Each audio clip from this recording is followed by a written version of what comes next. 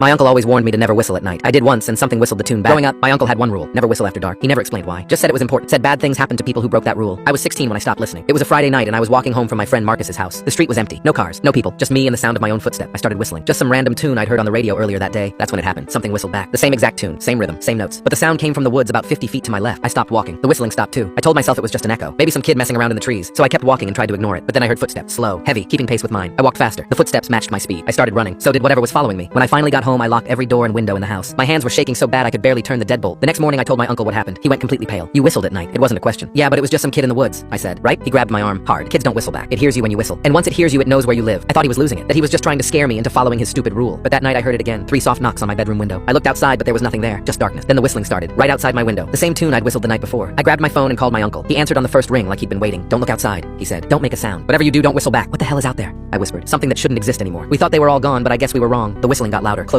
Like whatever it was had pressed itself right up against the glass. My grandpa killed one back in 1987, my uncle said. Thing had been following him for 3 weeks after he whistled near the old cemetery. Found it hiding in his attic. Looked almost human, but the eyes were wrong. All black, no whites. And it moved wrong. Like its joints bent in directions they shouldn't. I heard something scraping against my window. Long, sharp, like fingernails on glass. How did he kill it? I asked. Fire. But you have to burn it completely. Every single piece. Otherwise it just puts itself back together. The scraping stopped. Then my doorknob started to turn. It's inside, I whispered. Get out of that room right now. Go to the kitchen. Grab the biggest knife you can find. I didn't think. I just ran. I burst out of my bedroom and slammed the door behind me. Something hit it from the other side, hard enough to crack the wood. I sprinted to the kitchen, grabbed the largest knife from the drawer. My hands were covered in sweat. That's when I saw it standing at the end of the hallway. It looked like a man. Tall, thin, wearing clothes that looked decades old. But my uncle was right about the eyes. Completely black. And when it moved toward me, its legs bent backward. It opened its mouth and whistled. The same tune. I threw the knife. It hit the thing in the chest, but it didn't stop. Just pulled the knife out like it was nothing and dropped it on the floor. My uncle's truck pulled into the driveway. He came through the front door carrying a gas can and a lighter. Get outside, he yelled. The thing turned toward him, whistled again, louder this time. My uncle poured gasoline across the floor. The thing started running at him. That's when he threw the lighter. The house went up in seconds. We stood in the front yard watching everything burn. The thing was still inside. I could hear it whistling even through the flames. We need to make sure it's dead, my uncle said. We waited until morning. When the fire department finally put out the fire, there was nothing left but ash. But that night at exactly 3 a.m., I heard 3 knocks on my new bedroom window at my uncle's house. Then the whistling started again. My uncle came into my room holding a shotgun and a can of gasoline. I thought you said fire kills them, I said. It does, but there's more than one.